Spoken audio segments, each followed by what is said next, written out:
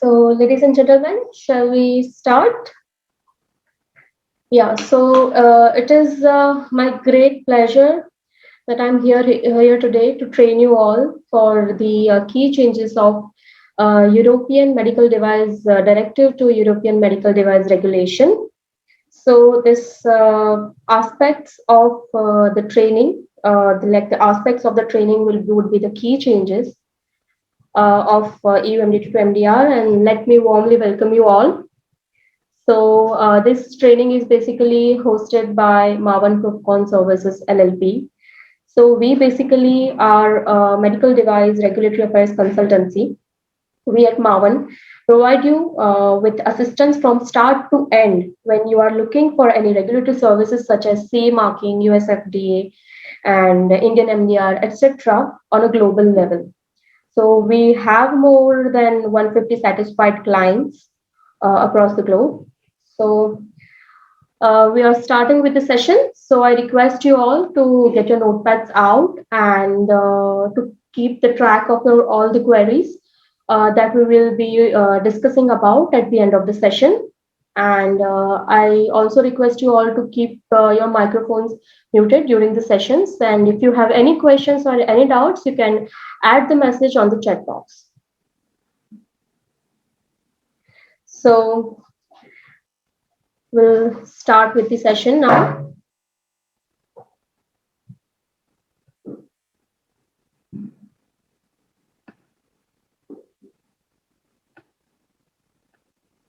So our today's basic agenda is like the introduction of this particular session, and we will be doing the discussion about the information on the key changes and the team check-in, and of course at the end of the session we'll have a discussion of on your queries, and we can carry on with some practice tasks as well. So that is our today's session's basic agenda. So let me introduce myself properly. I'm Binal Kuntmal, the regulatory head at Maven Profcon Services LLP. I'm a biomedical engineer, and I have done my MS in nanotechnology, and I'm in the field of medical device regulatory from last 5 years. My main goal of this session is to clarify your doubts related to the key changes of EU Mdd to EU Mdr, and also to guide you with some recent developments regarding the EU Mdr. Like there are many developments happening in EU Mdr fields, like this. For you, let's say, for example, for UDA made this actor registration module. So that is one of the major development, and the Brexit situation that is happening, and the impact of the Brexit situation on the EC rep. So that is another point that is going on, and there is another point that the manufacturers are facing is the implementation of Article 120 of EU MDR. So these are the hot topics that we'll be discussing today, along with the key changes, of course. So I shall try my best to meet the timelines of the session that like the way we have provided to you, of course. So let's hope that we get enough time for our Q&A sessions, and that everyone can get involved, and it will be an interactive session. So how are you all feeling? And I request you all to get your notepads out, and so that you can, keep all the track of your queries, and you can note down at the time when you get the query. And I hope you're excited for this journey and of learning the new aspects of EU MDR. And let me know how you're feeling in the chat box. Yeah.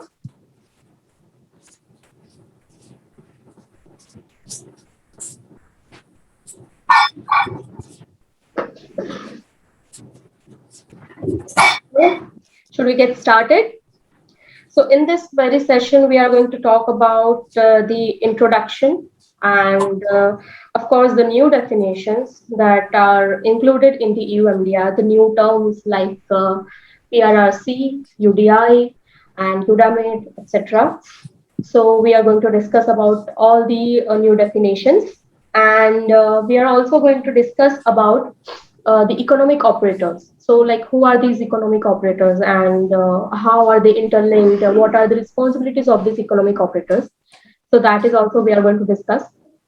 We are also going to talk on the scope and classification of the products. We are going to explain you with the different rules of classification that is available in the article of EU MDR. So we are going to talk about that too, and we would try our best to give you some practice tasks during the session so that you can get hands-on experience, like how do you classify your device as per the new rules of EU MDR. The fourth point that we are going to discuss on is the changes affecting the notified body. So we are thinking like the only manufacturers are getting affected because of the changes, like the changes of from EU MDD to EU MDR. But no, that is not the case. Even notified bodies are getting affected because of this change, and they will also have to redesignate and they'll also have to re-notify themselves because of this MDR, EU MDR change. Then the post-market activities, like the applicability of the different classes of the device on PMS, PSUR, that is Periodic Safety Update Report, that I'll explain during the new definition, in the new definition point. Then the post-market clinical follow-up and the vigilance and the trend reporting. So all of these points we will discuss, and I'll explain you the how like the applicability of different classes of the device on this point. Then the clinical evaluation, the change in clinical evaluation part, and the addition of the requirement SSCP, that is Summary of Safety and Clinical Performance. So that also we are going to discuss. The other point, like the important point, is UDI. And I know, right? This is the hot topic going around right now. Along with the Udamid, of course. So this UDI point we will talk in detail, of course, and along with the implant card and the Udamid registration.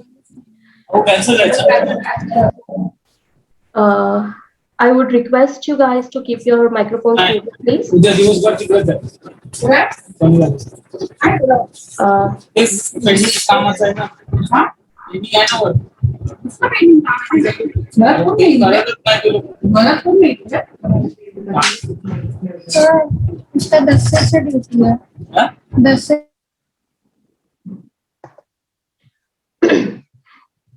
So the next point that we are going to discuss about is Udamid, the Udamid registration, and what all documents you will have to upload on Udamid website. So that is the other point that we are going to discuss on. And as I said, the hot topics like the Article 120, like the Article 120 of EU MDR, that currently as one or two manufacturers that I have personally saw that these manufacturers are facing this issue currently during their MDD audits. So this point we are going to talk about, and the Brexit situation, like the implementation of Brexit part and the impact of this situation on the European representatives that are situated in UK. So that point we'll talk about. And of course, because of some classifications, like new classes have been introduced in this EU MDR. So, like for class 1, for example, class 1, there was only one class in EU MDD, but for EU MDR, they have classified as for self-certification class 1, and for like this, if your product is sterile, if it is having measuring functions, and if it is if it is a reusable device, then and it is a class 1 device, then notified bodies involvement is required. So that point is very trending right now. So that is also we are going to talk about.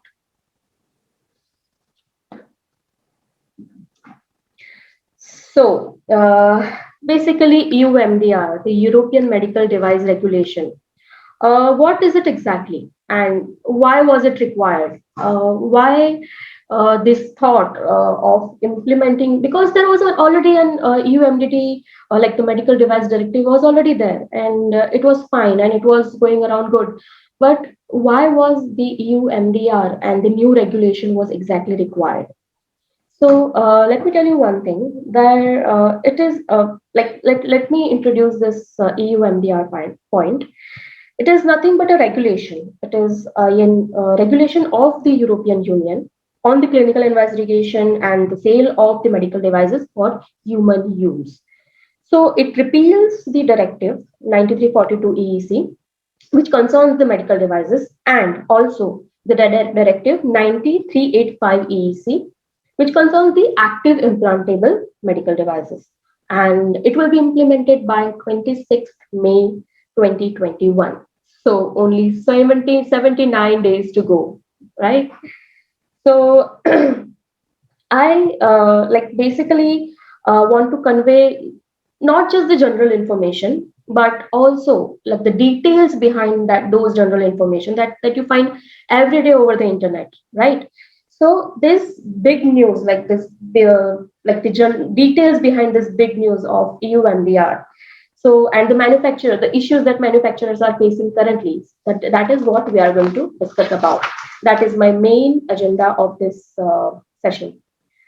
So, as you all know, that the directive of the medical device, like the directive of the medical device, that is the 9342 EEC, was already published in 14th June 1993, right?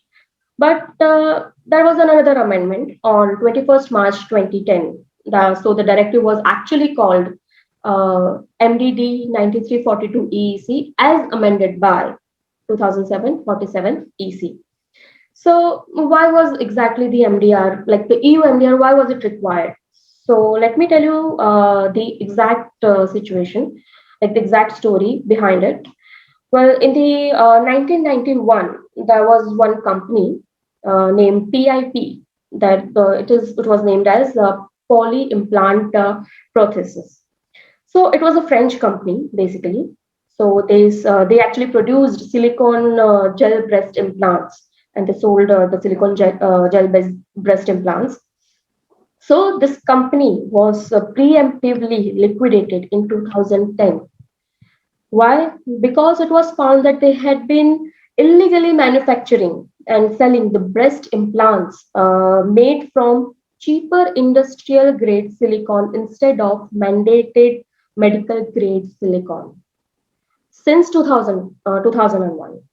So it was like of course the French health ministry, they recalled all the products in 2010, like all the products that were not sold and not implanted, but still, till 2001, the industry used the mandated cheap industrial grade silicone. They used it instead of the medical grade one. So the hundreds of thousands of actually unapproved implants were sold during that time, and they were globally sold by PIP from 2001 to 2010, and they were found to have, I think, 500% higher risk of rupturing, leaking, and everything, like the higher risk of these approved models, as they call the approved models. And also they implicated in several deaths because of the systemic toxicity, and in several cases breast cancer as well. So the scandal, the PIP scandal, it produced fears of a massive health disaster.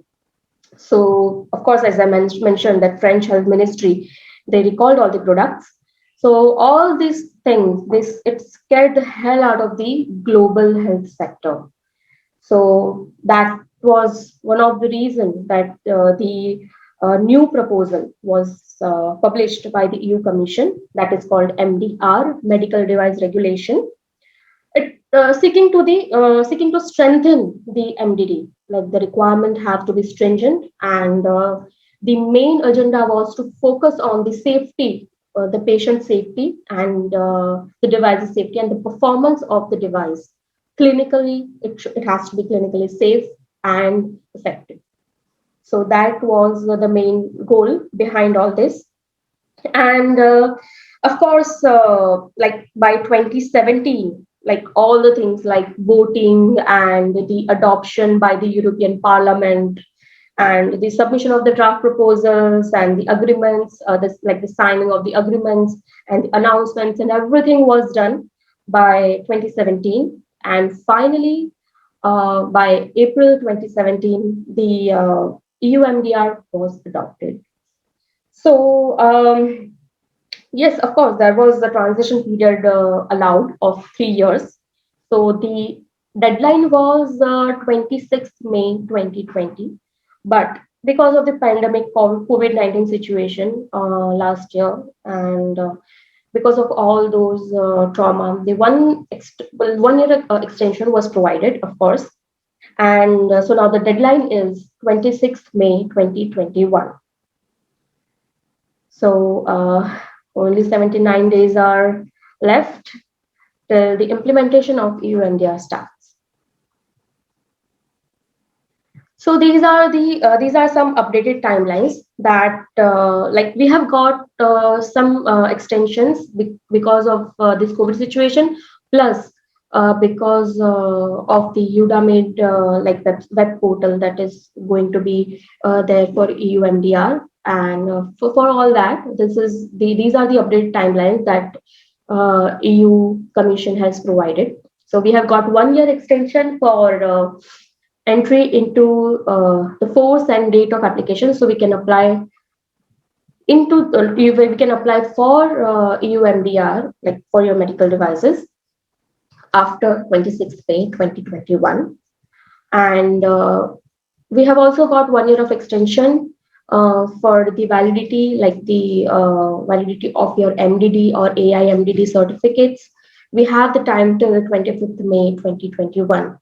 So after 25th May 2021, like from 26th May 2021, you'll have to follow some requirements of MDR. This is mentioned in the article 120. So we are going to discuss in the later slides. So the other point that like the deadline of your MDD certificates, like the deadline of after when your MDD certificates become void. So that is 26th May 2024. So after that, your MDD certificate or AI MDD certificate will not considered valid. So you'll have to go for MDR. The next point, like the next deadline that we have got 1 year extension, is for the registration of your economic operators and the data upload on the UDAMID. So for that, we have got 1 year extension. The next deadline is 26th May 2021. And the day on which the sell-off period ends, so that is 26th May 2025, that remains unchanged. There we have not got any extension for that. Okay. So, as I mentioned, that EU MDR, it is basically nothing but the regulation that the EU Commission has proposed for the safe, effective, like it is completely focusing on the safety and performance of the medical device. That it is to ensure that the patient is getting a safe and effective medical device, and he or she is going through the proper treatment and the safe treatment. So this regulation is basically comprising 27 member states, of course, and the adoption in April 2017, as we discussed in the last slides. We also discussed about the the timelines when it was published, and it has to be implemented from 2021. So this EU MDR on medical devices, and of course IVDR is also there. But in this particular session, we are only going to focus on MDR. So they changed the European legal framework for medical devices and introducing new responsibilities for EMA and for national competent authorities. So it is basically comprising of 10 chapters and 123 articles, 17 annexures, 42 implementing acts, and 12 delegating acts. Now, let me clarify this implementing acts and delegating acts. It is, you might be a bit confused, I think. So, what are the implementing acts? So, once an EU law is passed, it can be necessary to update it and to reflect the developments in a particular sector or to ensure that it is implemented properly. Like this acts, they actually, it is required, like the act that you have provided in the regulation, it has to be implemented properly. So the Parliament and Council can authorize the Commission to adopt delegated or implementing acts in order to do this, in order to follow these requirements, like it is implement to ensure that it is implemented properly. So, primary responsibility for implementing the EU law lies with the European countries, of course. But for some uniform implementation area, let's say agriculture. So, this is the uniform implementation area. This is one of the example, agriculture. So, the European Commission can adopt the implementing acts. Otherwise, the primary responsibilities lies to the European countries. Then they are actually defined as the non legislative acts. This I'm talking about the delegating acts. So these acts are defined as non legislative acts, and these acts of general application application to supplement or amend certain non-essential elements of the legislative act. So the Commission prepares and adopts the delegating acts. The European Commission actually adopts. And after they adopt these acts, after consulting the certain groups, the expert groups, of course, these experts group are composed and representative of each European countries. They meet on a regular basis and they on the occasional basis, and they discuss about these acts and they prepare it accordingly. Okay, so these are these are we have actually 42 implementing acts and 12 delegating acts in European medical device regulation.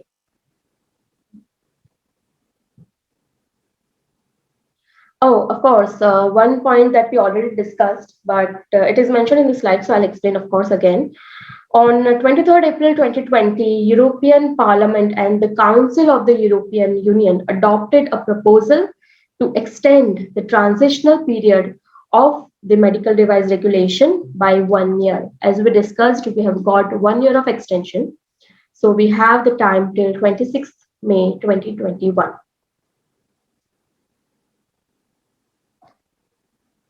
So moving on to the next slide. Moving on to the next slide. So new definitions of EU Mdr. Newer definitions of EU Mdr are, there are multiple definitions actually that they have introduced. Of course, they have increased the articles, like there are 120 articles. So there are multiple new definitions that have been introduced. So we'll go one by one. The first one is clinical evaluation consultation procedure, like the clinical development strategy. This is the term available in Article 54. So this term is basically unique to the MDR, referencing a clinical evaluation consultation procedure. It is only applicable for class 3 and class 2B devices. So in the Article 54 of EU MDR, they have laid down three criteria that exempt the devices from pre-market clinical evaluation consultation procedure with the involvement of expert panel. So, like if your device is class 3 and class 2, then in that case, you will have to prepare clinical evaluation consultation procedure, and it has to be reviewed by the expert panel. So don't think that you have prepared for clinical evaluation consultation procedure like MDD. Your this procedure is going to be reviewed by NB. No, it is going to be reviewed by one expert panel. Okay. So the second point, the second definition, that is electronic data capture, EDC. So it is basically, we can say, a method to streamline all the data and for the data storage and analysis. So most importantly, this actually is for like the traceability of the devices. So for this data capture, they are using the technology automatically the data that can automatically capture the data. So this actually includes the barcodes or the smart cards, the biometric or something. So this is like it is to be managed in compliance with the good clinical practice GCP. So that is that is about the UDI. Of course, you can relate it to UDI. So this particular definition is about its connection to UDI. So moving on to the third definition. So this third definition is about EUMdr. The full form is European Data Bank on Medical Devices. I know, right? It's I think very few might have heard about it. Like we have only heard EUMdr, but yes, it is about European Data Bank on Medical Devices. The word itself is you know. Telling about its definition, like the data bank. So it is consisting of all the data related to the medical devices that are going to be sold in European Union, or that the medical devices that hold the certificates of EU Mdr. So it's a web portal basically. So it is about the exchange. Like this portal is going to be a data bank and a portal for the exchange of information, like you can say for information, um, trend reports, like if FSNs, FSCAs, your PMCF data for some classifications, of course. So your PMCF data, so all, and your SSCP, this safety summary of safety and clinical performances. So all this data is going to be uploaded on EUMdr. So it is a data bank again, and it is going to be interoperable and publicly accessible. So you will have to register yourself on EUMdr if you are a manufacturer or any economic operator. You will have to register yourselves on EUMdr, not the distributors, of course. So you'll have to register yourselves on EUMdr, and then you can access the data that is available on this data bank. So the next point, the SRN number, single registration number actually. So a single registration number, it is why is it required actually? So it guarantees EU-wide, like the European-wide unique identification for economic operators. So also also outside of EUMdr. So it's not like it is only for EUMdr, but it ensures and guarantees the EU-wide unique identification. Like the following, the assessment and approval of the request by the concerned national competent authority, EUMdr actually generates the SRN for the economic operators, not all the economic operators, but the manufacturers, authorized representatives, and importers and system procedure packaging operators. You might be getting a bit confused about this. I have said that system procedure packaging operators as economic operators. So don't worry about it. We are going to cover it in the next slide. Why is it considered as an economic operator? We are going to discuss about that in the later slides. So for the non-EU manufacturers, the EUMdr registration request for SRN, like for SRN, it is going to be generated on Udemy, of course. So for non-EU manufacturers, it is going to be verified and approved by the authorized representative first, and after that, it will be go to the competent authorities for the verification and approval, and then you will get the SRN number for yourself. So moving on to the next definition, that is implant card. So the implant card, you might have heard about it.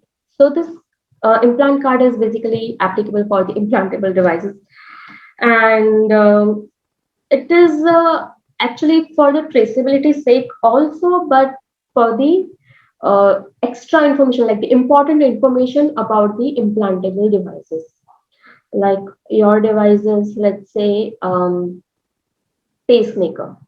Then the if your device is pacemaker, then of course you'll have to advise your customer.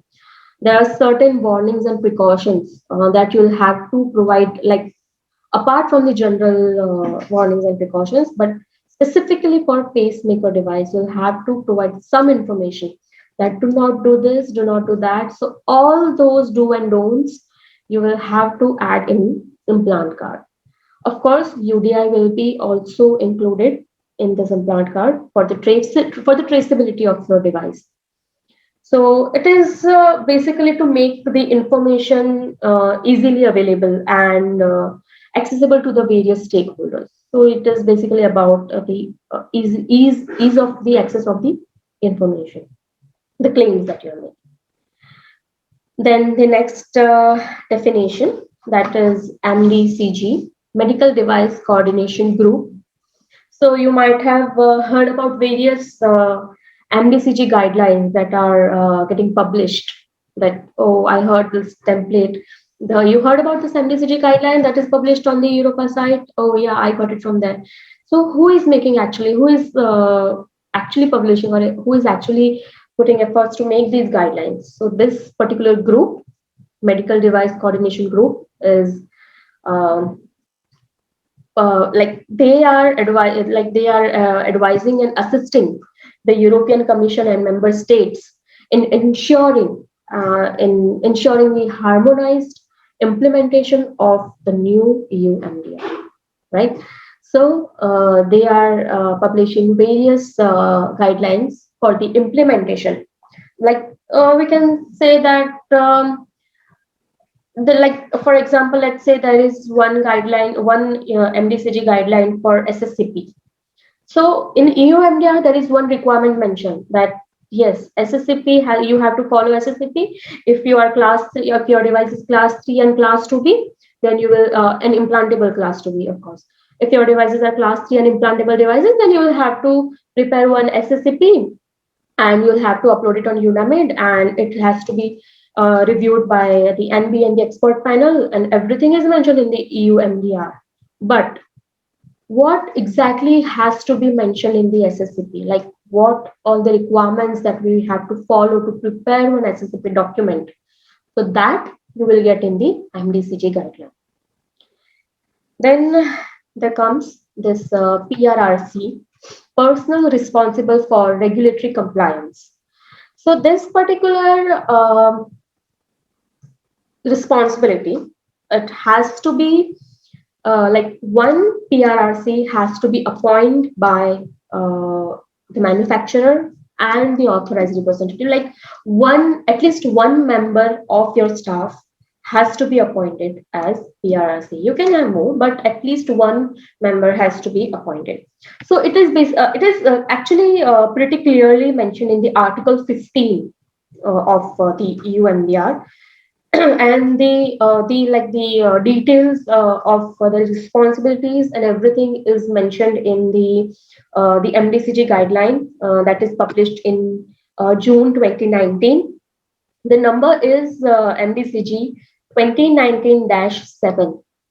So this particular guideline is already available over the internet and in the Europa site that expands on the required education and the experience that PRRC should have Like, it's not like you can make any person of your staff as PRRC. You cannot appoint any random employee of yours as PRRC.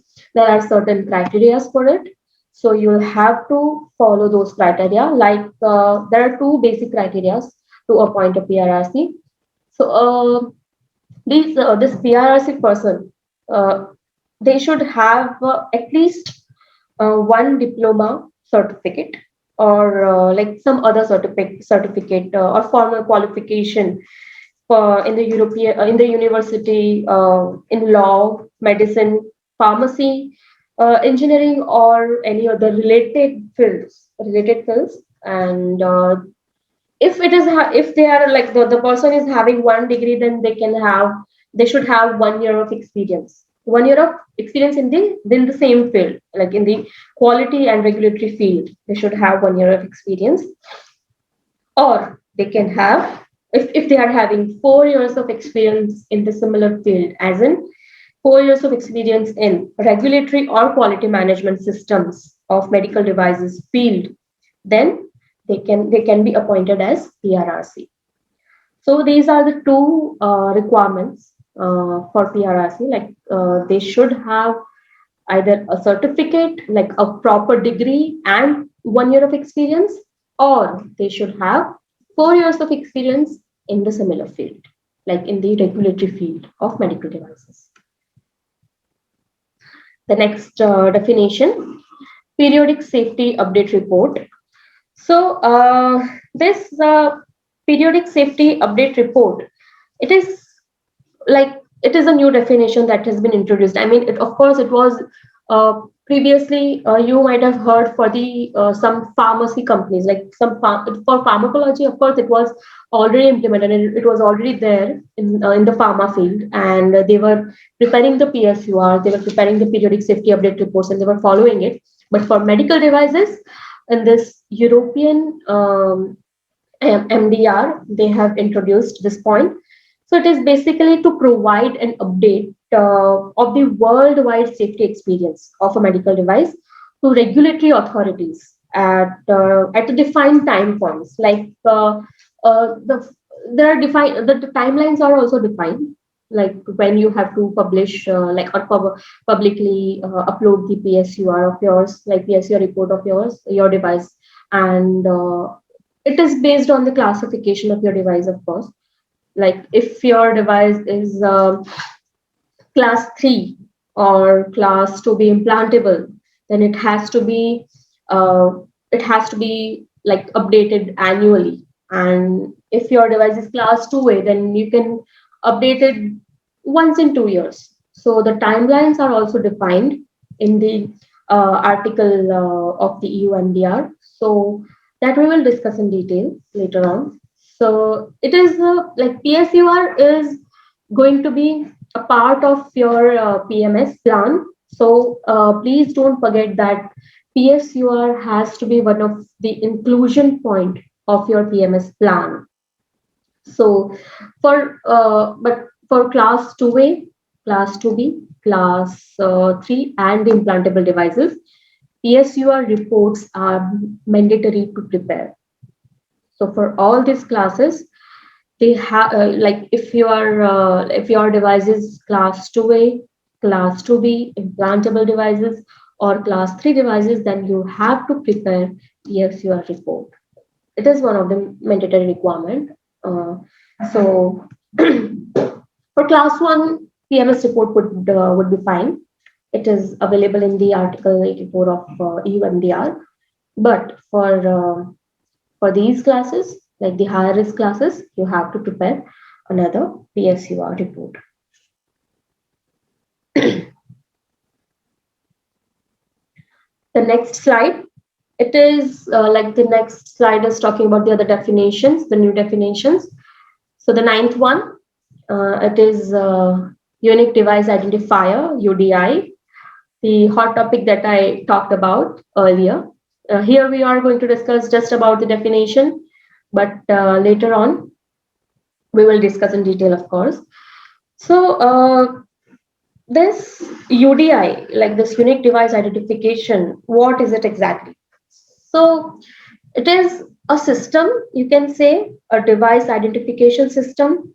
It is used to mark and identify the medical devices within the healthcare supply chain. So, for the ease of the traceability of the medical device, the UDI has been implemented. Of course, earlier, like for FDA, US FDA, they have already implemented the UDI part. So it was already there. So the EU MDR, the new EU MDR, has also adopted this point, and uh, it is like a barcoding system for the medical devices that are going to be like that are going to be certified as per the EU MDR, and it is going to have a proper standard format. It is, of course, going to be like the AIDC that we discussed about, the automatically data capture system. So this automatically data capture system, this particular system is for the barcoding, and of course, human readable format will also be there for UDI. So it will be in both the formats for the automatically data capture part also, and for the human readable part also. So it has to be either replaced on the device labels or the packaging. Like if it is not practically feasible to put it on the device label, then you can put it on the primary packaging only, not the shipping containers, only primary packaging. So, more specific requirements, it is available in the article, like Indian Action 6, Part C of the EU MDR. Uh, you might be, uh, you might be, uh, you might be having thoughts like why UDI is required. Our device can be traceable with the lot numbers and the serial number of your device. But actually, this UDI is offering a lot of advantages. There are really a lot of advantages. Like it is intended to improve the patient safety, and it is for basically the to modernize the device surveillance. Like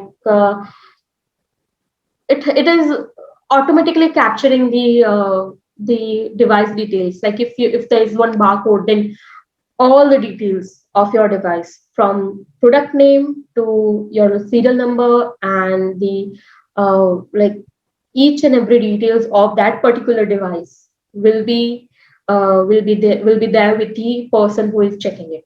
So it is basically to modernize the device surveillance and facilitate the medical device innovation. It helps to, as I mentioned, it helps trace the device, like what type of device is it, or which product is it, and who the manufacturer is. So, of course, the manufacturer's details will also be there. So it will also show who the manufacturer is, and as I said, it will be like the identification. It will be in both the human and machine readable form. So that is the UDI. Transition period. The transition period is the period that we have got since the article was like the regulation was published. So it was published in April 2017, and we have like the deadline at that time was the May 2020, and we got another year of extension. So now the deadline is 26th May 2021. So this period of 4 years, it is called as the transition period. It means that you have the time to read the new regulation, and to assess your device as per this new regulation, and you have the time to get yourselves prepared for this new regulation. So during these years, during this 4 years,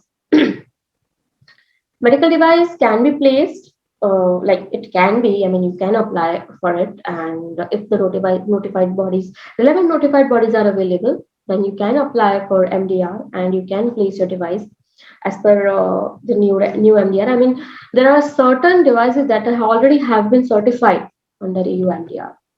So, but it has to be like completely conform to the requirements of this regulation for this certificate. The next point, the next definition, traceability.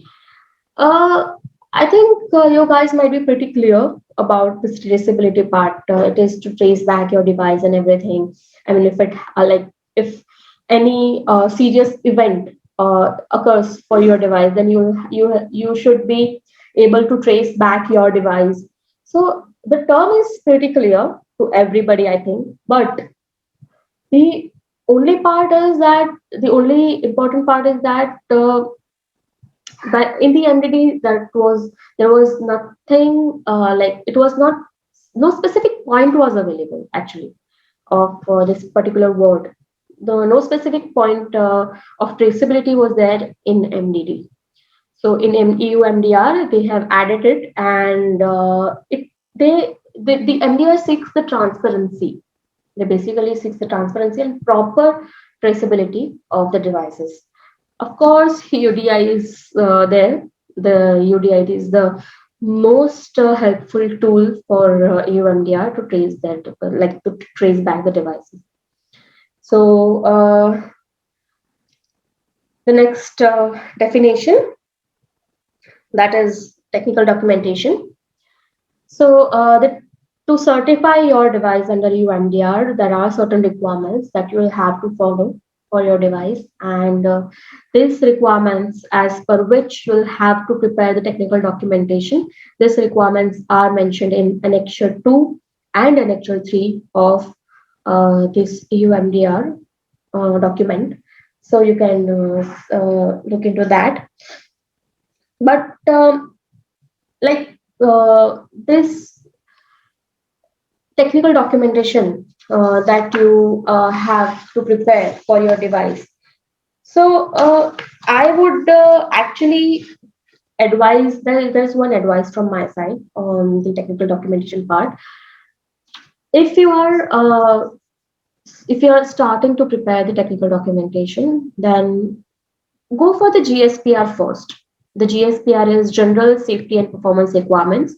Earlier it was ESR or ER, Essential Safety Requirements.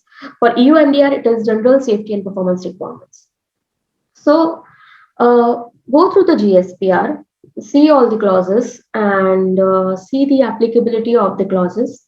Like this GSPR of EU Mdr is structured in a way that, and they have also made it pretty clear, like what all the documents that you will have to comply to comply this essential requirements or the general safety and performance requirements. So the requirements are pretty clearly mentioned. So you will be very clear that no, I have to follow this clause. Like this particular clause is mentioned here, it is mentioned. So I have to refer this clause in the risk management. I have to put this point. Like let's say for example, if there is one point mentioned in the GSPR regarding design and development, like design and development of your product, that it is mentioned that if you are manufacturing this so and so if you are manufacturing any device, then the design has to contain so and so, and the inspection of raw material has to be catered. So of course, if you are designing a product and if you are manufacturing a product, then you have to comply to that clause. So you will be pretty clear, like my technical documentation has to have the raw material inspection reports or raw material test reports. So that way you will be pretty clear, like how you can correlate the requirements. Of course, you have to see the structure of Annexure 2 and Annexure 3 of the EU Mdr, but you will also be pretty clear about what all clauses are applicable to your device, and what all like these clauses have to be complied in which documents. So which documents you have to include in your technical documentation. So this is just one tip you can say from my side. And just one another point regarding technical documentation. Like if your device is class 1 self-certified device, then in that case, you don't have to prepare the technical documentation, or it will not be reviewed by some notified body. But if your device is class 1S, 1R, 1M, class 2A, 2B, or 3, implantable or non-implantable. But your technical documentation will be reviewed by and approved by the notified body. Yes, if your device is class 1, but 1S, 1M, or 1R, that is class 1 sterile devices, class 1M measuring device, measuring function devices, class 1R reprocessing or reusable devices. So if your devices is one of these three classes, then also your technical documentation will be verified by notified body. Then there is another term, grandfathering. Grandfathering is actually excluded in EU MDR. This grandfathering is, there's another term for it, legacy devices. It is also called as legacy devices. So this device is nothing but the device that is already available on the market, and in the predates and applicable standard like the directive or regulation. So the devices that are already certified and are already available on the market. So it will require a new conformity assessment, and under new rules like that are currently in the EU MDR, the currently new rules that I've mentioned. So once the new EU MDR comes into effect, any devices that are placed on the market will have to be kept up to date as per the requirements. It is not like you can do some justifications and submit some added data and you'll get the update from MDD to MDR certificate. No, it is not like that. You will have to apply and you will have to comply to each and every applicable requirement of your device, applicable requirement to your device, and as per the EU MDR, you will have to go through the audits and everything. So no justifications are allowed, or like currently like this active AIMDD, the active implantable medical devices. There was a separate directive for it, and now they have included all those devices in the same regulation in EU MDR. So please note that all those devices will have to be reassessed, and you will have to reassess the devices as per the rules mentioned in the EU MDR, and you will have to see and the requirements. You will have to see the requirements as per the EU MDR, and you will have to reapply for the new regulation if you want to get your product certified from it.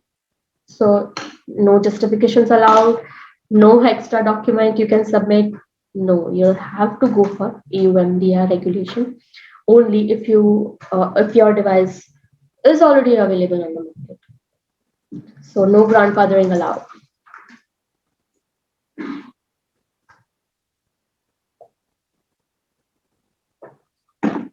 So we'll move on to the next slide. I hope everybody is pretty clear about the things that I mentioned till now. If you have any doubts, then please you can always add your questions in the chat box, and also you can note it down in your notepads. We'll try to answer all of your questions at the end of the session. So economic operators. What are they? Who are they? And how are they interlinked? There's economic operators in the layman language. We can say either they are some business, some workers, some service provider, or in the context of the particular market.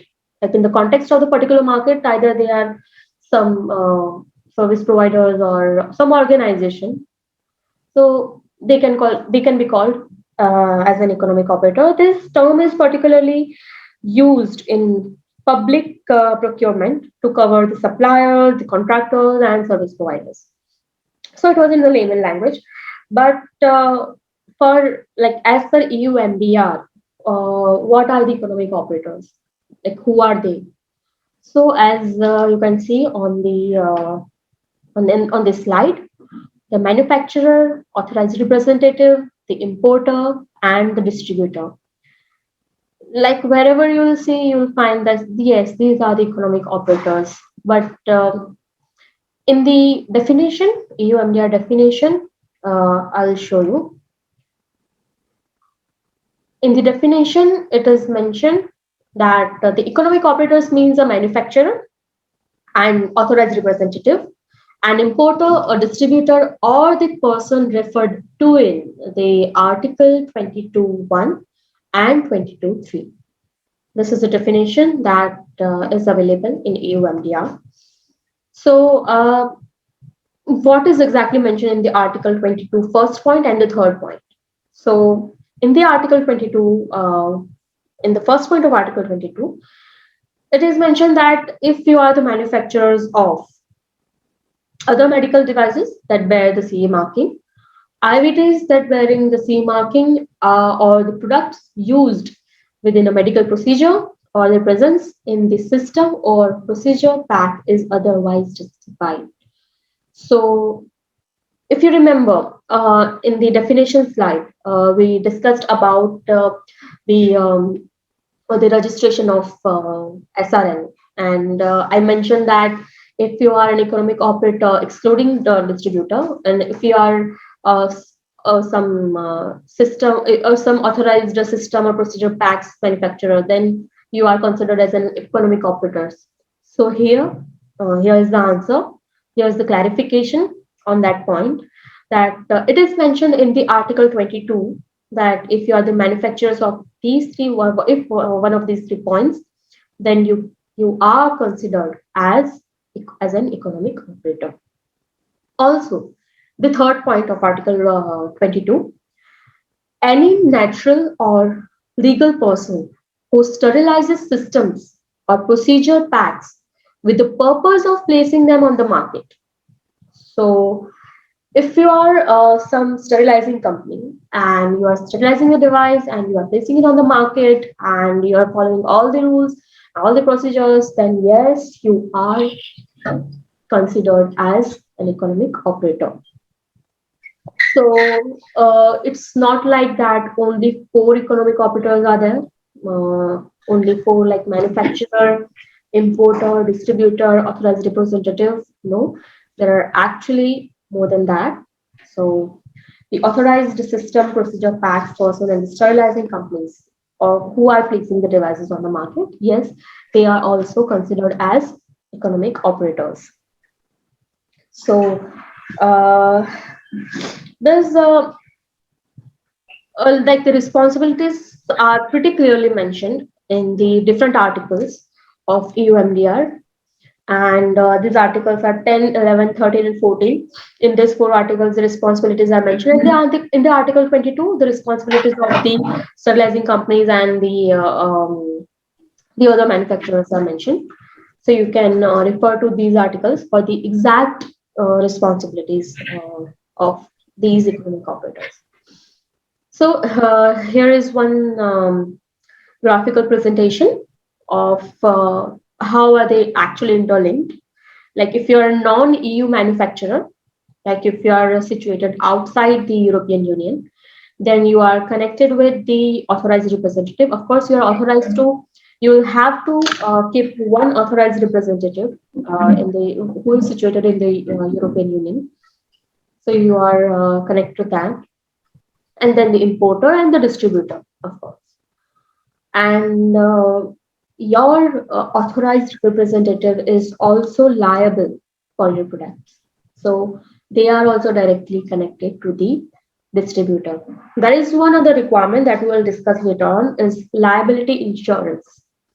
So not only the manufacturer, but your authorized representative is also liable for your products. So this organization that that you'll hire as your authorized representative, they will also be in contact with the distributor, your distributors. And if you are the EU manufacturer, like if you're situated in the European Union itself, then of course you're only connected with the distributor. There's no requirement, no other requirement. So I have been talking about the EU Commission and competent authorities and everything. I mean, so many times I have used these words. So who are they actually? And like what are the responsibilities of this EU Commission and the competent authorities? So EU Commission is basically the administration and development of the legislation. They support the member states of the European Commission, and they ensure the cooperation within the member.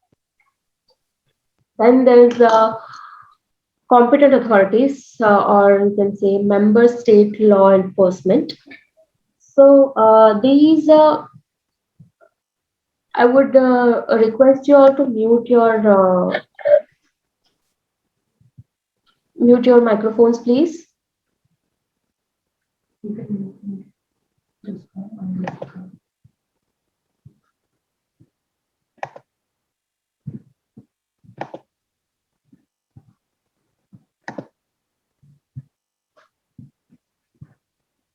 Okay, thank you. So yes, so member state law enforcement, that is called as competent authorities. So these competent authorities, they ensure the safe and compliant products are on the market. That is their duty, and they ensure they review all the data that are published on the Udamid and everything. So some of the data, not everything, of course, but they also designate the notified bodies. So these authorities are actually responsible for the redesignation of the notified body as per EU Mdr. As I mentioned that the notified bodies will also be re-notified. So competent authority will designate them, the notified bodies. So moving on to the next slide. Here is one chart that you can follow. It's like for all the responsibilities that I have mentioned here: Udamid registration, technical documentation, design, development, manufacture or assembly, handling and storage of all the distribution of the products, the management of non-conformities, field safety corrective actions, UDI complaints, PMS, Prrc. So the responsibilities of all the economic operators, like it's not like all these responsibilities are applicable to all the economic operators. No, there are certain responsibilities that are not applicable to any economic operator. Like let's say the design and development part, it is not applicable for the authorized representative or the importer or the distributor. But yes, the design part has to be followed by, like it has to be implemented, and the requirements have to be implemented by the manufacturer and the assembler systems and procedure packs, as mentioned in Article 22. So if you are not sure, if you are one of the economic operators, if you are not sure about the requirements, then you can refer to this chart, and you can refer here, like let's say for example UDI labeling part. So it is applicable for all the economic operators. Prrc, as we discussed, like only manufacturer and authorized representative have to appoint at least one member of their staff as Prrc. So that is there. And the complaint part has to be followed by everyone. And the PMS, like post-market surveillance part, it has to be followed by everyone but the importer. The importer does not need to follow this particular requirement. So in this chart, this particular session, like this, the PDF copy of this session will be provided to you. So you don't need to note down each and every point right now. It will be provided to you in one training pack that you will receive after this particular session. You will also receive some practice tasks and questionnaires. So this chart you can refer later on also. It will be provided to you. The EU Declaration of Conformity. So in EU MDD also it was there, the Declaration of Conformity. So it basically contains all the data that as a manufacturer, that if you're adding this document in your technical documentation, and if you're adding the details like of your products that you have to certify under the directive or regulation, then this particular document is the proof that you are complying to all the requirements that is mentioned in the EU MDR.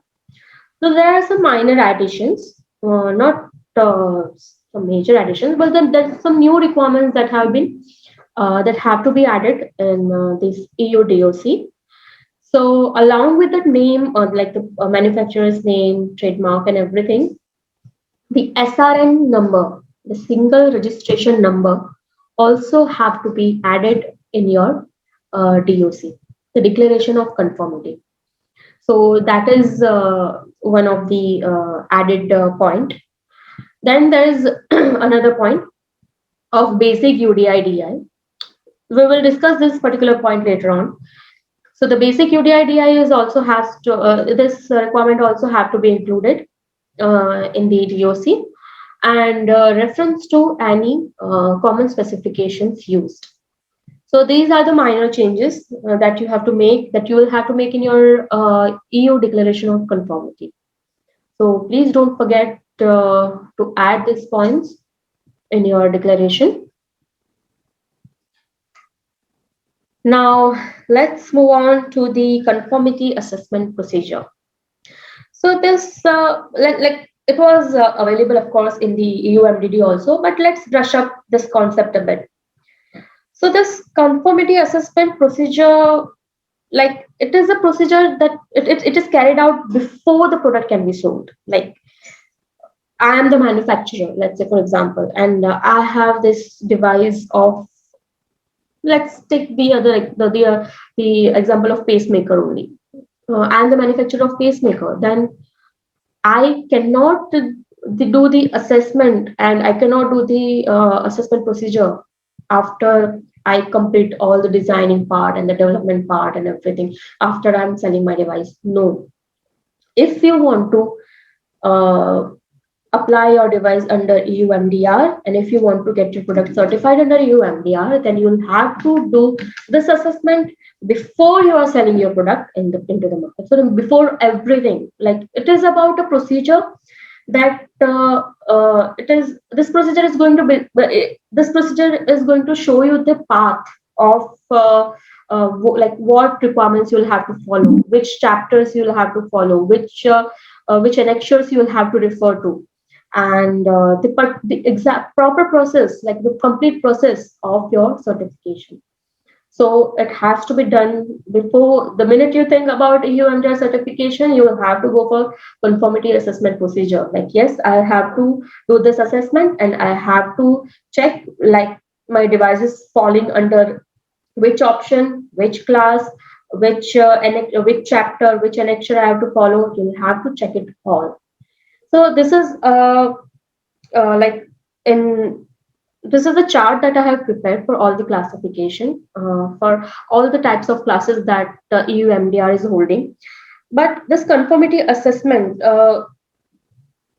this part is actually it is to demonstrate the requirements. Like here, if you'll see in this slide, I have mentioned many chapters and many annexures. So these requirements, the requirements that are mentioned in this particular chapters. So it needs to be this procedure is particularly available to demonstrate these requirements, and these requirements are consisting of testing and inspection and everything. So if like these procedures are of course the part of the regulation, and the basic objective if you'll see, the basic objective of this procedure is to ensure, like through these requirements, if you're following these requirements, that the applicable requirements are met or not. Your product, like through this conformity assessment procedure, you'll be like, yes, my product is like my product is meeting all the applicable requirements because I have gone through this assessment, I have referred this procedure, and it is showing this. So yes, my I'm pretty confident that my product is following, like it is meeting all the applicable requirements. So one more point I would like to add. The declaration of conformity that we referred in the last slide, it is like it is related to this conformity assessment procedure. The declaration that we add in the technical documentation, the declaration of conformity, is nothing but the part of conformity assessment procedure. Like I mentioned, like I said, that EU declaration of conformity, it is like the proof that you are following all the requirements. So it is an outcome of this particular procedures.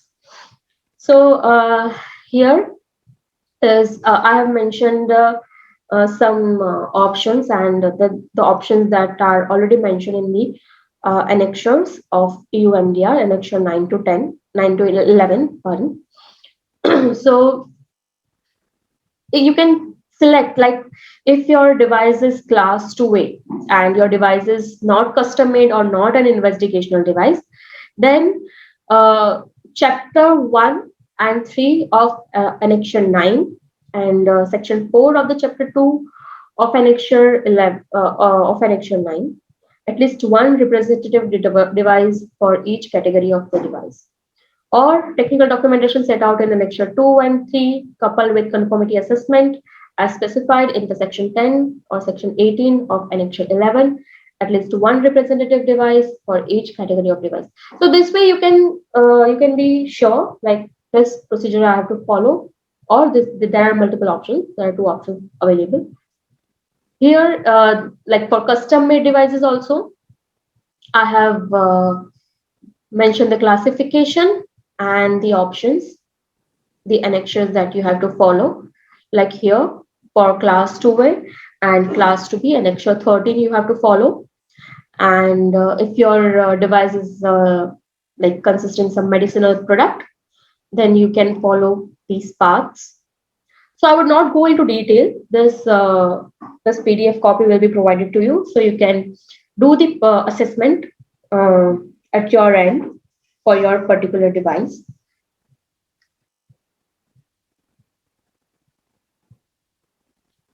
So this is the chart that I have prepared. Like nowadays, we are pretty much confused. Like my device is class 2A. Do I have to do PMS? Do I have to follow PSUR? Do I have to prepare the clinical consultation procedure? Like, do I have to prepare SSCP? Oh no, SSCP is only for class 3 and implantable. But do I have to, in that case, do I have to prepare PSUR? Do I have to do annually, or it would be fine if I do once in 2 years? So these questions are really these questions are really frustrating, and this chart is answer of all those questions. I have summarized the requirements like clinical evaluation report, clinical evaluation consultation procedure, post-market surveillance plan, post-market surveillance report, post-market clinical follow-up plan, post-market clinical follow-up report, periodic safety update report, and SSCP, that is summary of safety and clinical performance. Here, the classes I have mentioned. So if my device is class 2A, then yes, I have to prepare clinical evaluation report. References are also available. The references I have mentioned here, that the requirement is as per which article or which annexure. So for class 2A, so yes, I have to prepare the clinical evaluation report. Clinical evaluation consultation procedure, no, it is not mandatory to prepare. Post-market surveillance plan, PMS plan, yes, I have to prepare it. PMS report, no. But PMCF plan, PMCF report, PSUR and SSCP, yes, but only if the device is implantable. SSCP is mandatory for class 3 and implantable devices only. So if your device is class 2A implantable device, then yes, SSCP you have to prepare. Otherwise, no, it is not required. And for class 2A device, the PSUR has to be updated at least once every 2 years. So you don't have to update it annually. You can update it once in 2 years. So this is the complete chart that you can refer for your device, and you can assess like which part is applicable to you and which part is not.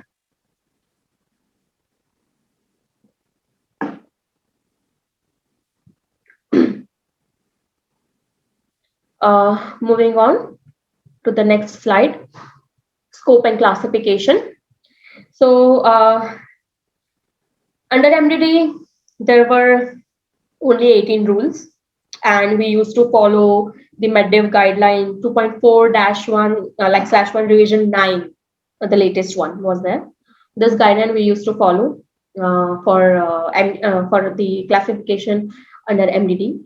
But for there were, I think, 18 rules there. Four for non-invasive, 4 for invasive, 4 for active devices, and total 6 rules were there that were called as special rules. So, but in EU Mdr, they have introduced 4 new rules, and so the total 22 rules are there. Of course, 4 rules are for non-invasive, 4 rules are there for invasive, then 9 to 12, these 4 rules are for active, and the 14 to 22, those rules are for, those are the special rules for the EU Mdr. This new rules, like they are like the one of the rule is for software. Like earlier for MDD, there was no specific requirement for software as a medical device, that is SAMD. So there was no specific requirements for that. But in EU Mdr, they have thought of this point and they have covered it up. So there is one special rule, like not special rule, one separate rule is there for software, that is rule number 11. And 4 new rules are there, as I said. One is for that these rules are consisting the devices consisting of nanomaterials, then the invasive devices for that administer the medicinal products by inhalation, and the devices like the active therapeutic devices with diagnostic functions that can be used as for patient management, of course. And the substances are combinations of substances that are introduced via body orifice or skin. So these are the 4 new rules that have been introduced in EU Mdr, and there are like in this particular annexure 16, they have also introduced some new products that are called as aesthetic and wellness products. So like the contact lenses, intradermal injections, devices related to the brain stimulation, etc. So these devices are the new, they have assigned a particular annexure that these are the devices they have listed in the annexure 16. And the new classes, like the class 1S, 1M, 1R, for these new classes, notified bodies involvement is mandatory. So this was the whole idea about the new rules and the classification and the new products that have been introduced in the EU Mdr. So these are the rules. All the rules like non-invasive, invasive, active, and special rules. This will be provided to you, and it is also available in the EU Mdr. So I have actually kept it here for a specific purpose that I'll let you know in a moment here. So there are certain devices that were in a different class that were holding different classification in MDD and that are holding a different classification in EU Mdr. So here is one of the example, like the inhaler pump that is been used to it's used to administer the drug for the inhalation, and it goes directly to the lungs via the oral inhalation. So this inhaler pump in EUMDR, it was considered as class 1, and the rule number 5 was applicable to this particular product. But now, as per the new rules of EU MDR, it is considered as class 2B, rule number 20. You can see it here. I have mentioned here. As per EU MDR, this device is falling under the category of special rules. The new rules that have been introduced, like the rule number 19, 20, 21, 22. So these 4 rules have been introduced. So this particular rule: invasive devices with respect to body orifices to administer medicinal products by inhalation. So the rule changed, but the classification also changed drastically. Earlier it was class 1 and now it is class 2B. So please ensure it is not like you are going to have the same classification in EU Mdd and EU Mdr. So we'll please go through the rules again and check, like if your classifications are changing, then you'll have to comply to, like you'll have to apply for the EU Mdr. Like of course you'll have to, but there are certain requirements, certain added requirements will also be there as the classification is changing. So there is another example of the classification: X-ray device. So how actually do you classify the device? So first of all, you can check out the category, like go through step by step, check out the category, like whether your device is invasive, non-invasive, active. If not one of those, then go to the special rules. Then yes, of course, X-ray is the active device. So you will have to select from these rules, rule number 9, 10, 11, 12, 13. So it is actually rule number 10, active devices for diagnosis and monitoring emitting ionizing radiation. Rule number 10, if you'll see of this screenshot I have taken from the EU MDR itself. So rule number 10, there are multiple sentences are there for the classification. So if you'll read out properly, then you'll have to check like whether your device is like specifically applying for specifically complying to which proper sentence. So for X-ray, active devices intended for diagnosis and monitoring are classified as two-way.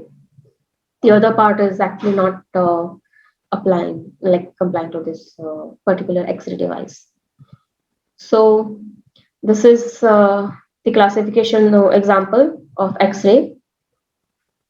Now I have one practice task here mentioned, but seeing the timeline, we would try to conduct this practice task at the end of the session if the time permits. So these are like the 2 products I have mentioned, and you can classify the device seeing these rules that I have mentioned here. So we would try to conduct this task at the end of the session. So now the notified bodies, like the changes in the notified bodies. These notified bodies, as I mentioned earlier as well, that they also have to be re-notified and designate as per the new EU Mdr rule. So it's not like you can go to the notified body that if you are an already CE certified the manufacturer of already CE certified product.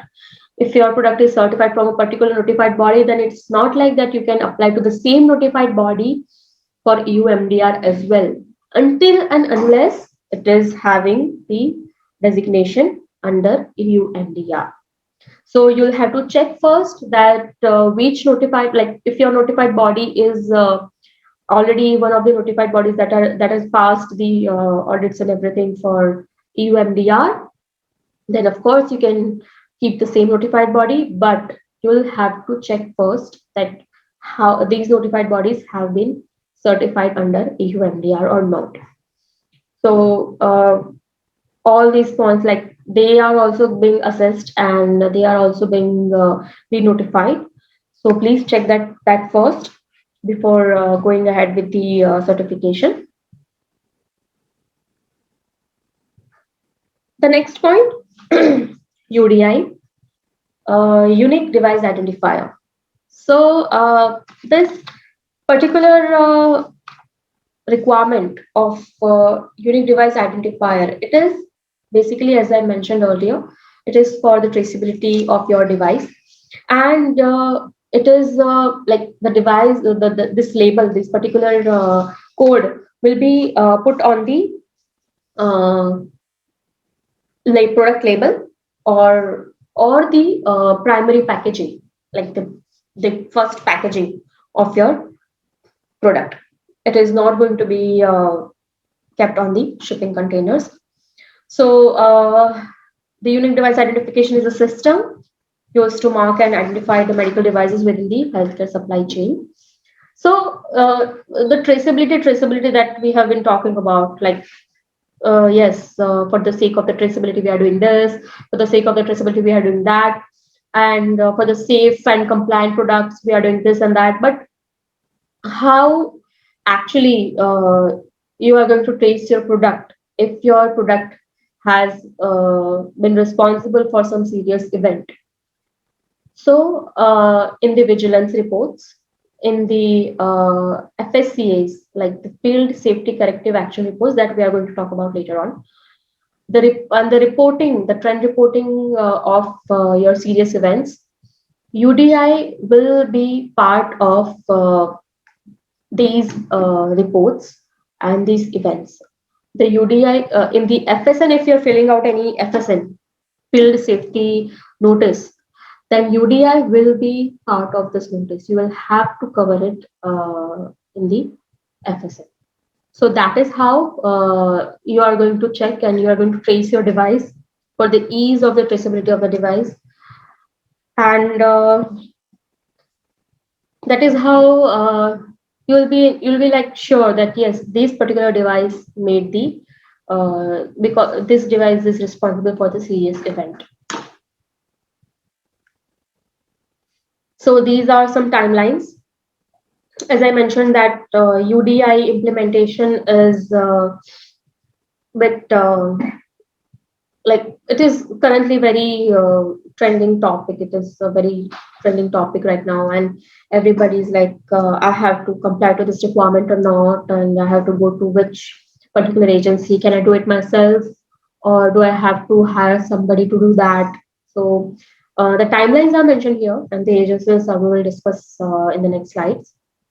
So if your device is implantable and class 3 device, then you have the time till 26 May 2021. And if your device is for direct marking of the reusable devices, then you have the time till 2023. So that is how, like for class 2A, class 2B, the timelines are mentioned, and class 1 devices, you have the time till 2025 and 2027.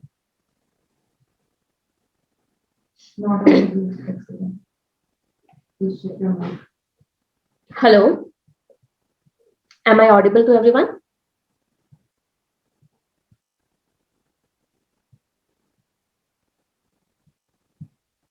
Ashish and Jignesh are saying nothing. Mr. Ashish and Mr. Jignesh? Yes. Okay, we'll continue then. Yeah, so these are the timelines that you can see the timelines as applicable for your device. So UDI, Unique Device Identification. So it is basically consisting of three parts: the basic UDI-DI, UDI-DI, and UDI-PI. So the basic UDI-DI, it is like you have, like MDCG have already published one specific guidance document for it, MDCG 2018-1. You can refer to that. So this basic UDI-DI, what is it exactly? So it is an identification number that is not for the specific product, but the group of products, like the product category. Okay.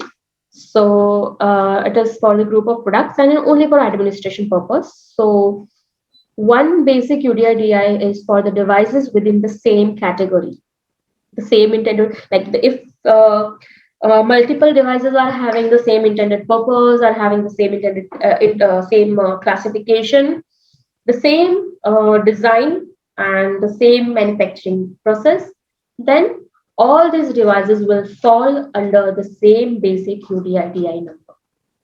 Okay.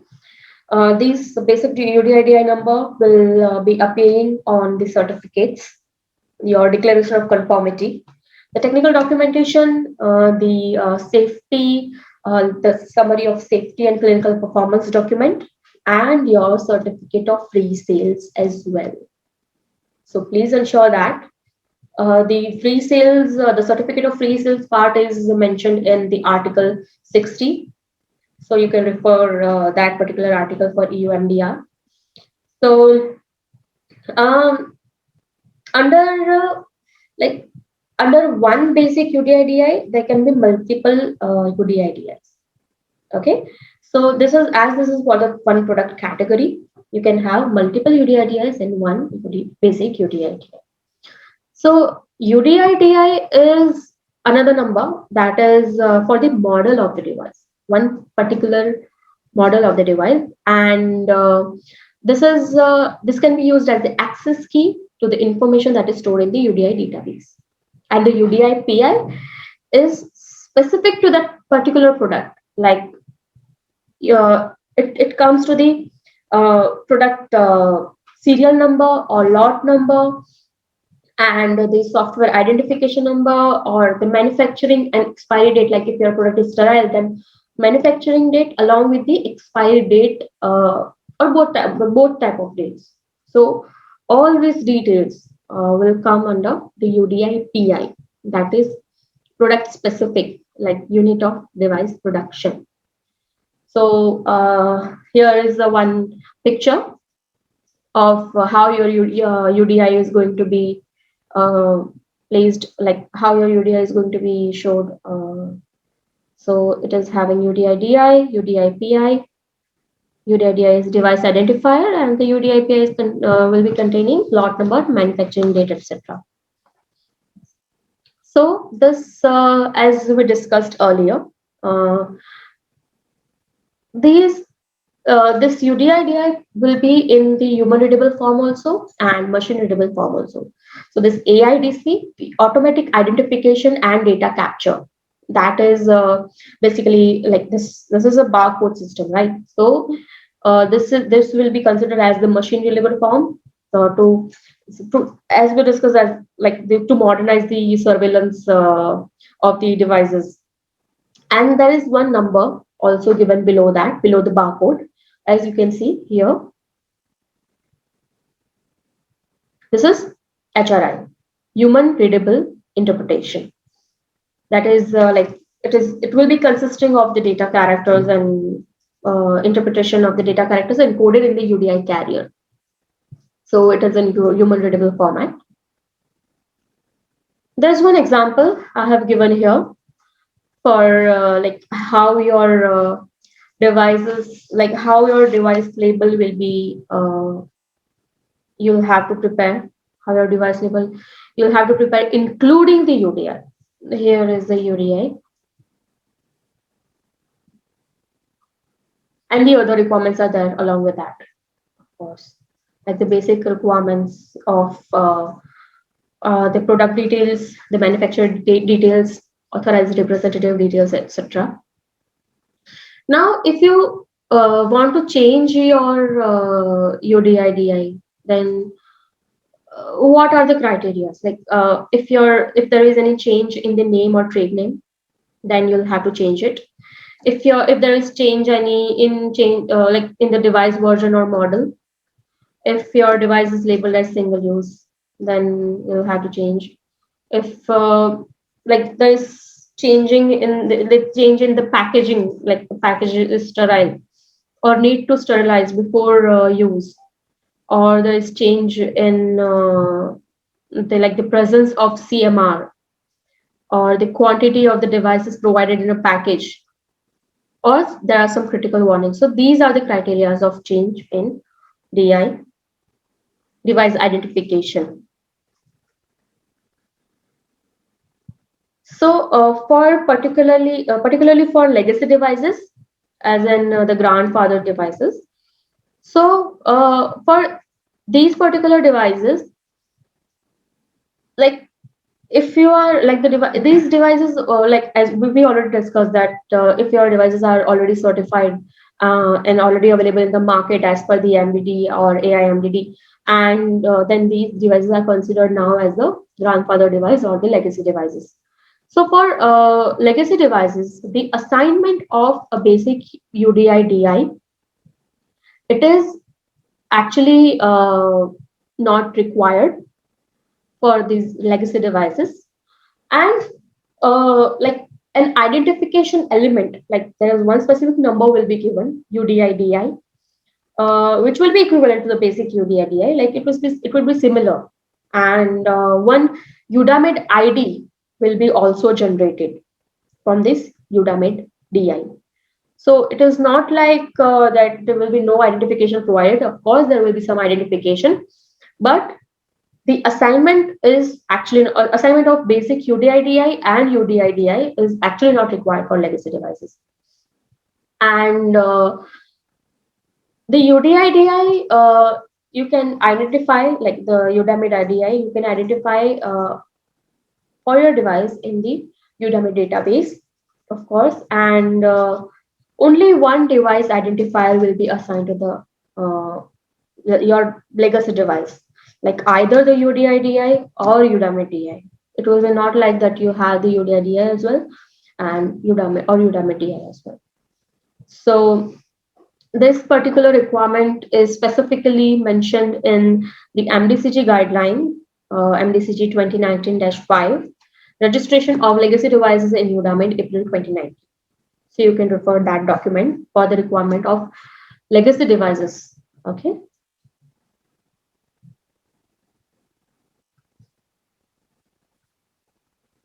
So these are the 4 agencies that you can refer to.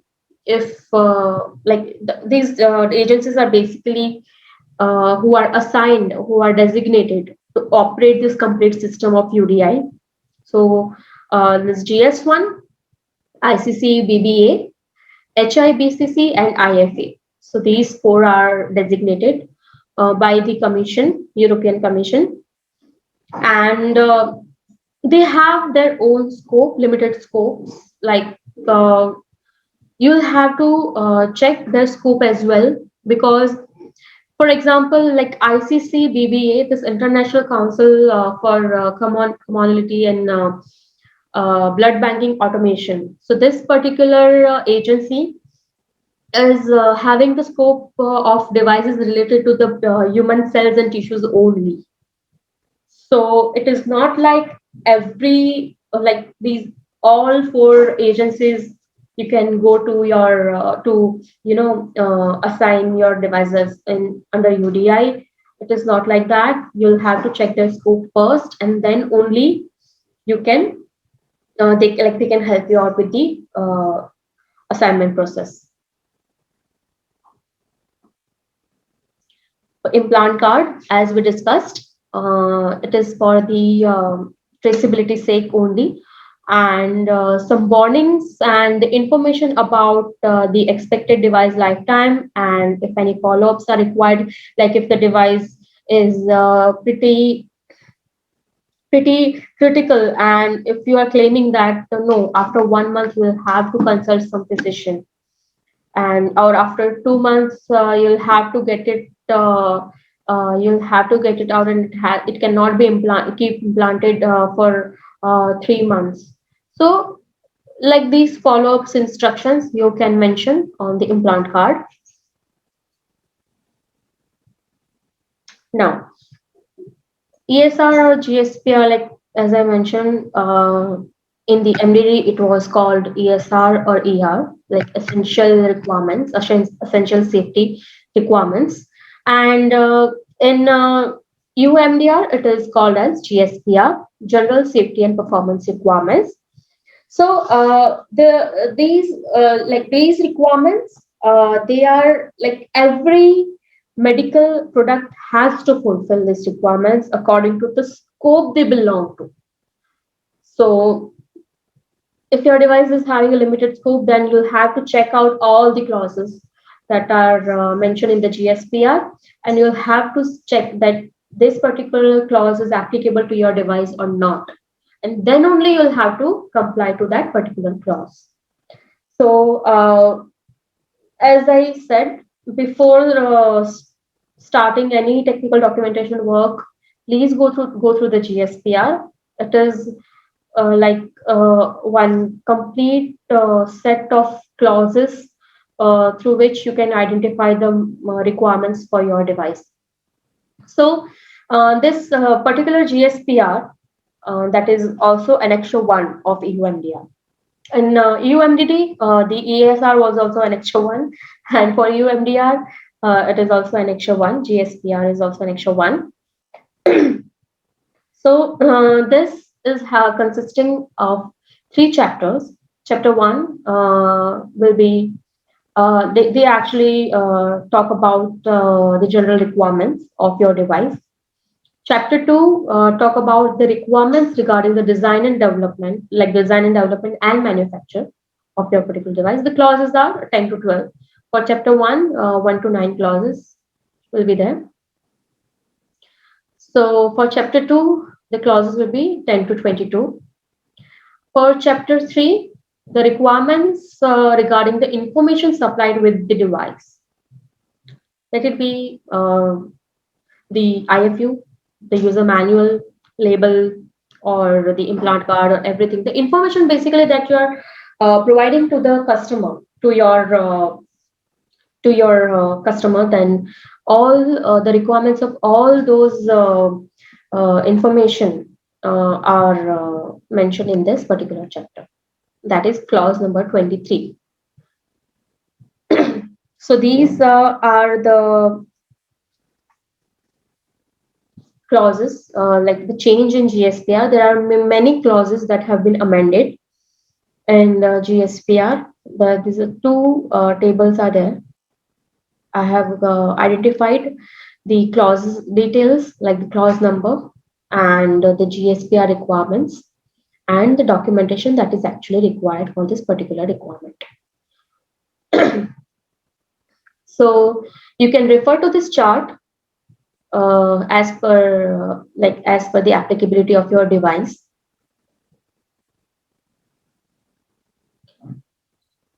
There are certain requirements because of the changes in the rules. Like 4 new rules were introduced, as we discussed. One rule was related to the nanoparticle, right? That change is you can refer here. So one clause number is amended, 10.6, and it is mentioned that risk related to the particle size. So this point is added in the GSPR, and the document required is the evidence of risks linked to the size and properties of the particles size reduced as far as possible, consideration of nanomaterials. So that way you can correlate and you can refer to this chart for the changes. Now, the clinical evaluation. For clinical evaluation, the proper requirements are set out in the Article 61. and the annexure 14.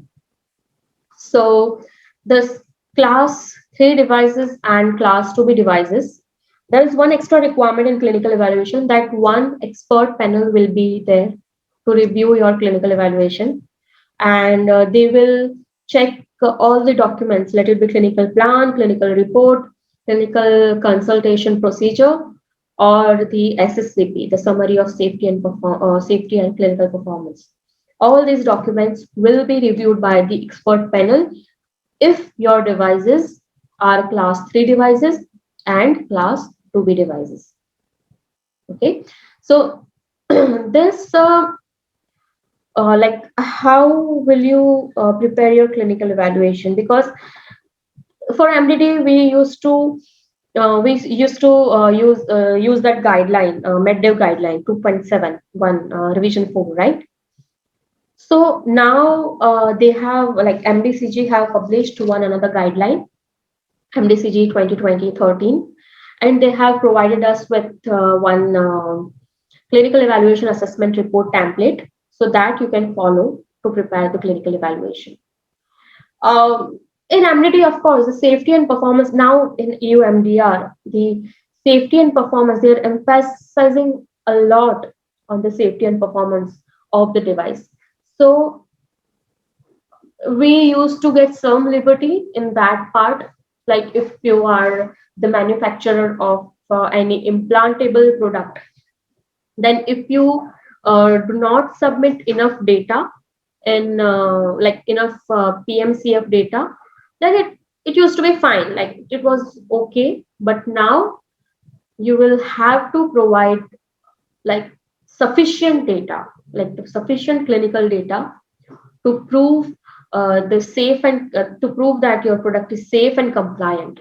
So now the focus will be there on the clinical data, and they will make sure that you are showing enough evidence for your product, and you are showing enough evidence as through your clinical data. And for implantable and class 3 devices, the clinical investigation is mandatory, and except, like, there is one exception.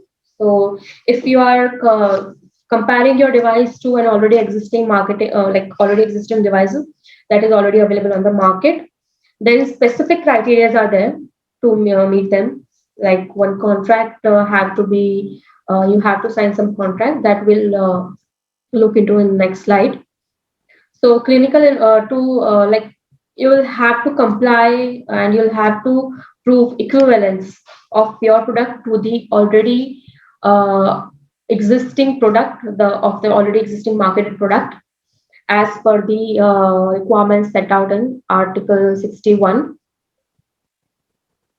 So if you are comparing your product to an already marketed device, that is like if you are comparing your device, then the manufacturer of that particular device that is already available in the market, you have to have some contract in place that allows that allows the manufacturer on the second device to for the full access of the technical documentation.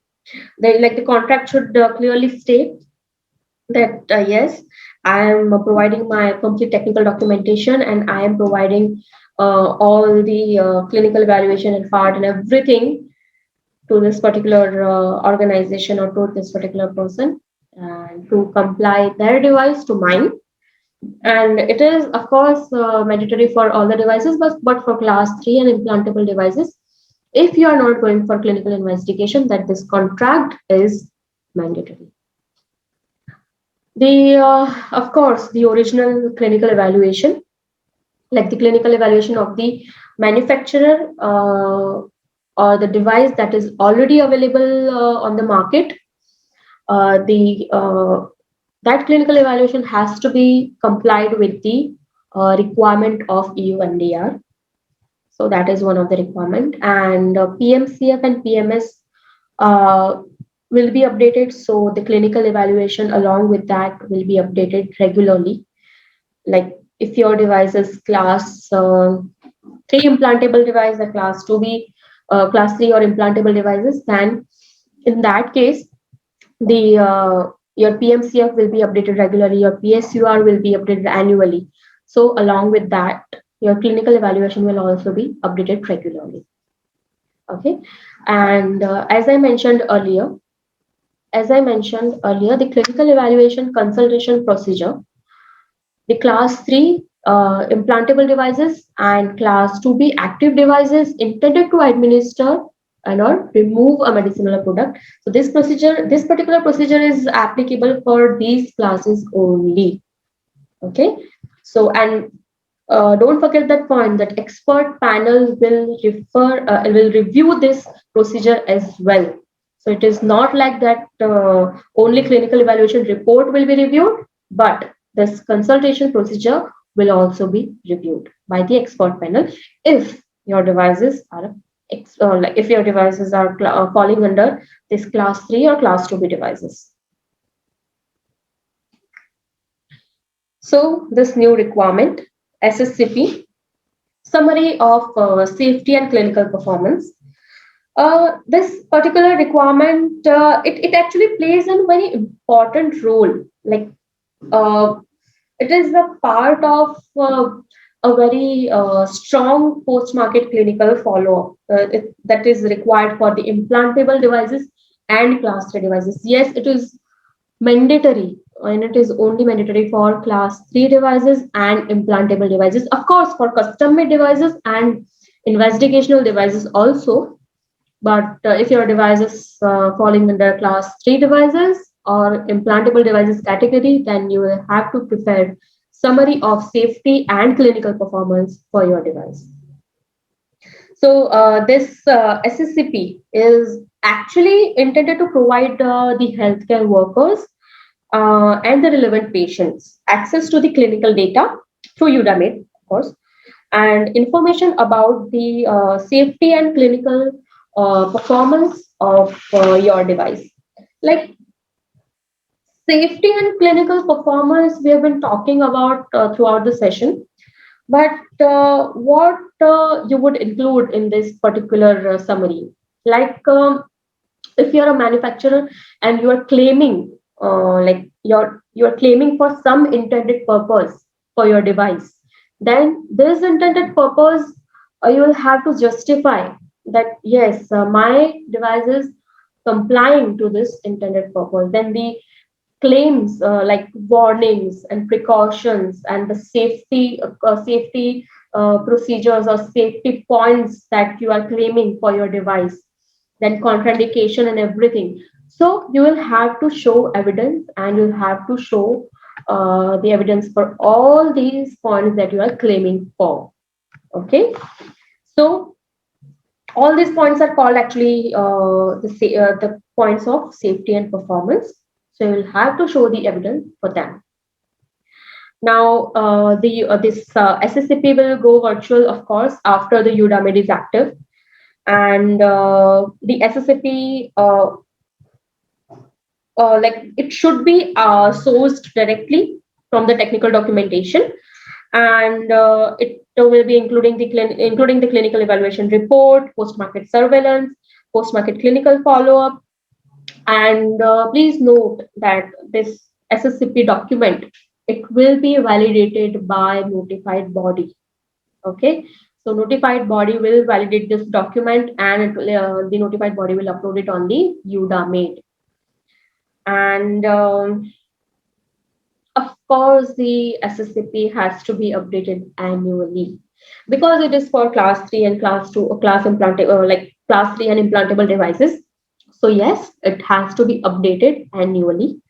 And on IFU, like on your patient leaflet or IFU or user manual, whatever you are calling it, and the label, if you're a manufacturer, then you'll have to mention like the location of the summary, like where is it located.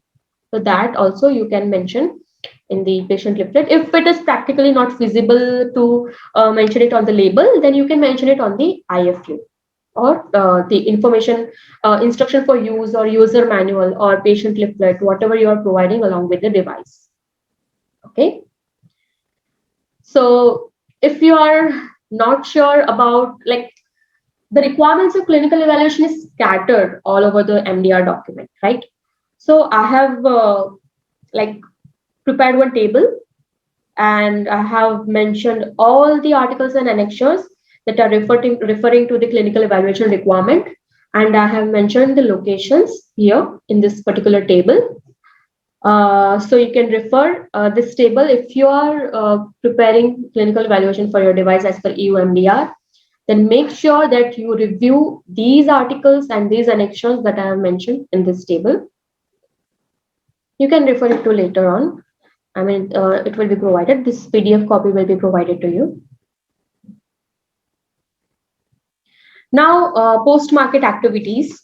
So, post-market activities will have this post-market surveillance, post-market clinical follow-up, periodic safety update report. That is one of the added requirements. So these activities, and of course the vigilance part and everything will be there. So these activities, they have laid down the requirements in Article 83 to Article, I think, 92 of EU MDR. And for PMS, like for post-market surveillance, if your device is class 1, then PMS report will have to be prepared along with the PMS plan. And if your devices are class 2A, class 2B, and class 3, then you will have to prepare PMS plan and PSUR report. PSUR plan will be there, but PSUR report you will have to prepare. You will not have to prepare the PMS report. You only will have to prepare the PSUR report. Okay. And for PSUR, like for periodic safety update report, if your devices are class 2A, then you will have to update it once in 2 years, and has to be your and if your device is class 2B and class 3 devices, then it has to be updated annually. And in both the cases, like in the case of class 2A, in the case of class 2B and class 3 devices, the PSUR has to be the part of your technical documentation. Okay, it has to be part of your technical file.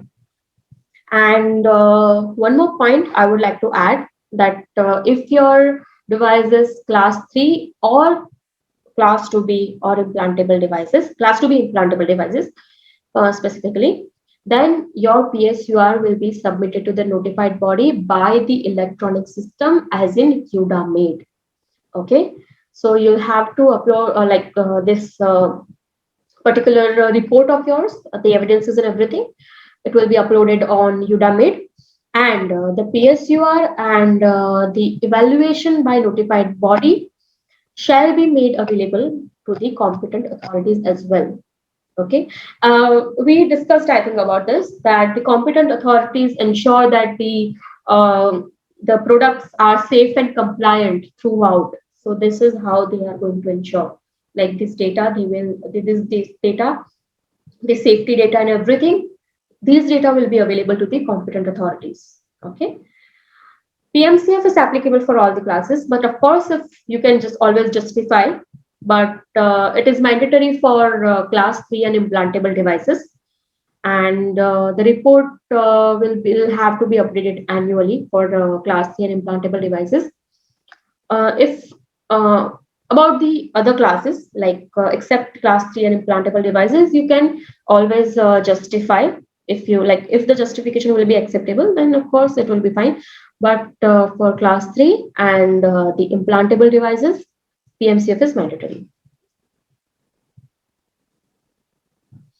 So here is one chart, like how it has to be submitted and the update frequency, whether you have to prepare PMS report or PSUR report. It is available for all the classes, like class 1, class 2A, class 2B, and class 3. If it is PMS like class 1, PMS report will be there, and class 2A, 2B, and class 3 PSUR report you will have to prepare.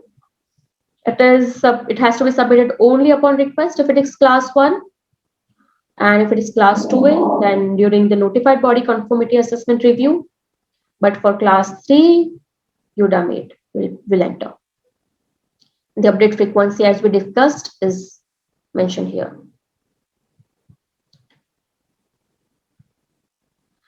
So moving on to the reporting to serious incidents and field safety corrective actions. The field safety corrective action, like field safety notices, like what are they? Like field safety notices are the communications that are sent out by the medical device manufacturers or their representatives or their authorized representatives in relation to actions that they may be taking in relation to their product that is on the market. Okay, so FSN can be sent out by the manufacturer or by the authorized representative if any serious incident has been occurred.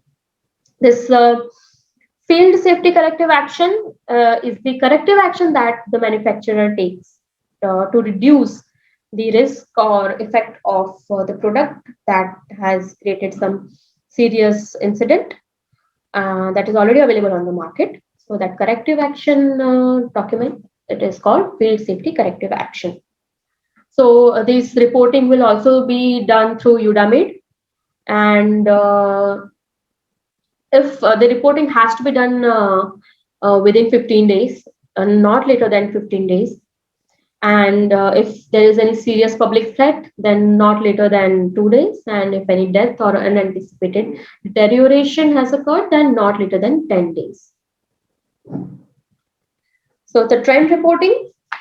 So trend reporting is nothing but the complete chart of the statistical chart of serious incidents or the increase in the frequency of or the incidents or the severity of incidents and everything, like if there are some side effects have been occurred. So it is one report consisting all those data. So that is what trend report is about. So yes, it is applicable for all the classes. The requirements have been laid down in the Article 88 of EU Mdr. The reporting can be done through UDAMAID, and it is one of the inclusion point of PMS plan. Okay, so if you are like preparing some report of your device, trend report for your device, then you have to include it in your PMS plan. Okay. Now it is also like the reporting also will be done through UDAMAID, and as we discussed, UDI will be part of your field safety notice and field safety corrective action. So it shall allow correct identification of your device. So if you're still not sure about the requirements that all the documents that you have to upload on the UDAMAID, then here is the summary. Like the reports and FSCAs, PSURs, trend reports, summary reports, field safety notices, and the information that needs to be exchanged between the competent authority and the commission. So all this data will be uploaded on UDAMAID. And all these details, like the complete UDAMAID part, it will be monitored by Commission, European Commission. Okay. So this is one small chart of the technical documentation, the part that you need to follow to prepare your technical documentation.